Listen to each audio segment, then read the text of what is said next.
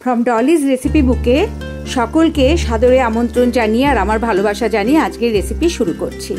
আজকে আমি কাজু বাদাম আর কিশমিশের পুর ভরা কুমড়ো ফুলের বড়া আপনাদের সাথে শেয়ার করব। তার জন্যে আমি 3 টিস্পুন কাজু বাদাম আর 1 টিস্পুন পোস্ত পেস্ট করে নিলাম মিক্সিতে, শুকনো পেস্ট করেছি। এখন এখানে 4টে ছোট ছোট কাঁচা লঙ্কা দিয়ে দিলাম, আর কাঁচা লঙ্কাগুলো একটু ভেঙে দিলাম যাতে তাড়াতাড়ি পেস্ট হয়ে যায়। আর এর মধ্যে সামান্য একটু 1 টেবিল স্পুন মতো জল দিয়ে আর একবার আমি এটা পেস্ট করে নেব। এখন এটা জল দিয়ে আমি আর একবার পেস্ট করে নিলাম। দেখুন তাতে এই যে এরকম হয়েছে। এইটা দিয়ে আমি পুর বানাবো।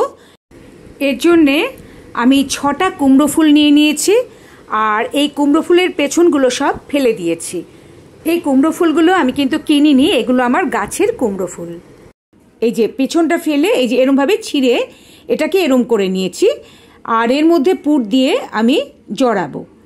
তার আগে পুর তৈরি করে নেব, আর এরমভাবে এই যে এরমভাবে করে নিয়েছি, আর পেছনটা কিন্তু ফেলে নিয়েছি। আর আমি পুর তৈরি করার আগে আমি একটা ব্যাটার তৈরি করে নেব। এখানে 3 টিস্পুন বেসন দিয়ে দিলাম, আর 2 টিস্পুন চালের গুঁড়ো ব্যবহার করছি, কেননা চালের গুঁড়ো দিলে একটু ক্রিস্পি হবে সেই জন্যে। আর এখানে আমি দিয়ে দিচ্ছি সামান্য একটু লবণ, আর 1/4 টিস্পুন মতো লবণ দিয়ে দিলাম।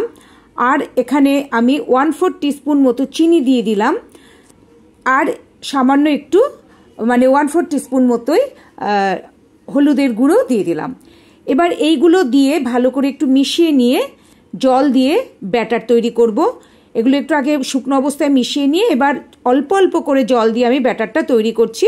এটা কিন্তু খুব অল্প অল্প করে জল দিয়ে এই ব্যাটারটা তৈরি করতে হবে, যাতে বেশি পাতলা না হয়ে যায়, কেননা ঘন থাকলে কিন্তু আর একটু জল দিয়ে নেওয়া যাবে, পাতলা হয়ে গেলে অসুবিধা হবে। এবার এটাকে আমি খুব ভালো করে ফেটিয়ে নিচ্ছি। দেখুন এইভাবে একটু সময় নিয়ে 1 মিনিট 2 মিনিট ধরে এটা একটু ফেটিয়ে নিতে হবে। এইবার ফেটানো হয়ে গেছে। এখানে আমি একটু কালো জিরে ব্যবহার করব, 1/4 টিস্পুন মতো কালো জিরে দিয়ে দিলাম, আর এখানে 1/2 টিস্পুন আস্ত পোস্ত দিয়ে দিলাম। এবার এইগুলো ভালো করে মিশিয়ে নিচ্ছি। এতে যখন ভাজবো এই কালো জিরে আর পোস্তর জন্যে বড়াটার কিন্তু খুব ভালো একটা টেস্ট আসবে, পোস্তর আর কালো জিরের ফ্লেভার আসবে। এবার ভালো করে সব দিয়ে আমি এইভাবে, দেখুন গোলাটা যে এরকম থিকনেস এরকম হবে, তো এরকমভাবে আমি করে নিলাম। ফ্রাইং প্যান গ্যাসে বসিয়ে দিয়ে 1 টিস্পুন ঘি দিয়ে দিলাম। ঘিটা সামান্য একটু গরম হলে এর মধ্যে আমি যে কাজু আর পোস্ত পেস্ট করে রেখেছিলাম সেইটা দেব, কিন্তু তার আগে এখানে আমি 15টা কিশমিশ দিয়ে দিচ্ছি। কিশমিশগুলো আমি কিন্তু একটু আগে 15-20 মিনিট আগে জল দিয়ে ভিজিয়ে রেখেছিলাম, সেই কিশমিশগুলো দিয়ে দিলাম। এটা একটু আগে ভেজে নেব, হাফ ভাজা হলে তারপরে এখানে আমি 4 মগজ ব্যবহার করব। এবার এটা দেখুন কিশমিশটা একটু ফুলে ফুলে উঠবে এরপরে, তো এটা হাফ ভেজে এবার এখানে আমি 1.5 টিস্পুন মতো 4 মগজ দিয়ে দিলাম, আস্ত 4 মগজ। এটা ঘিয়ে ভাজা হলে যখন মুখে পড়বে খেতে খুব ভালো লাগবে।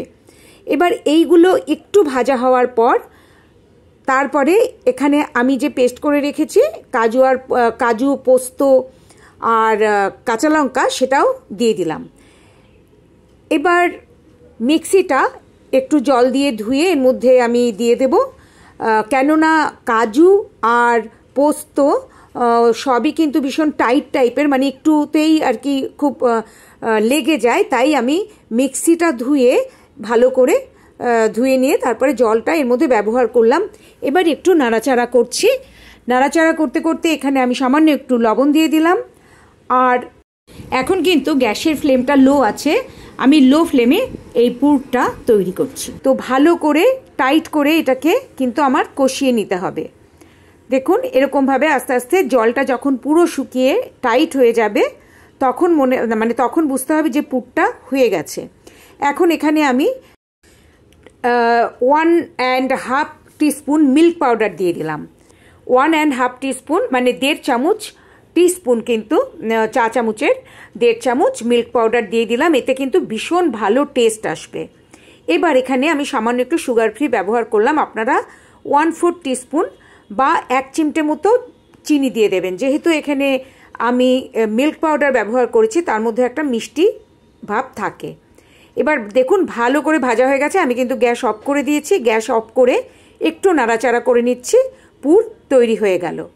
এখন এই পুর একটু ঠান্ডা হলে তারপরে আমি এই কুমড়ো ফুলের মধ্যে ভরছি। একটু ঠান্ডা করে নিয়েছি।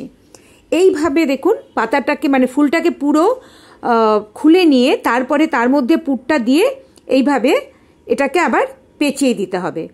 আর আমি যখন তেলে এগুলোকে ব্যাটারে চুবিয়ে ছাড়বো তখন মাথাটা শুধু একটু মুড়িয়ে নিতে হবে। এইভাবে প্রত্যেকটা ফুল আমি পুর ভরে এইভাবে পেঁচিয়ে নিচ্ছি। এই রান্নাটা কিন্তু খুব ভালো হয় খেতে, তাই আপনারা একবার করে খেয়ে দেখবেন। আর এটা সম্পূর্ণ নিরামিষ। নিরামিষের দিনে এরকম একটা বড়া করে নিতে পারেন। এখন কড়াই গ্যাসে বসিয়ে দিয়ে আমি সাদা তেল ব্যবহার করছি। সর্ষের তেলও ব্যবহার করতে পারেন, কোনো অসুবিধা নেই। আমি এখানে রিফাইন অয়েলে এই বড়াগুলো ভাজবো। এবার যখন নাকি আমি এটা ব্যাটারে চুবাবো, মাথাটা ওইভাবে একটু মুড়িয়ে নিলাম।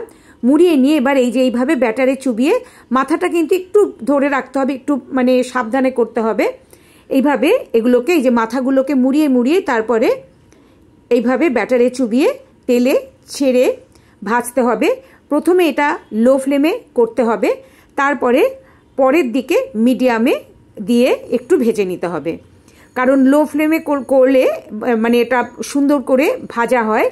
যদি এটার পুরটাও পুরো ভাজা আর ফুলগুলো খুবই পাতলা, কিন্তু বেসনগুলো যাতে ভেতর থেকে কাঁচা না থাকে সেই জন্য প্রথমে একটু লো ফ্লেমে করে নিতে হবে।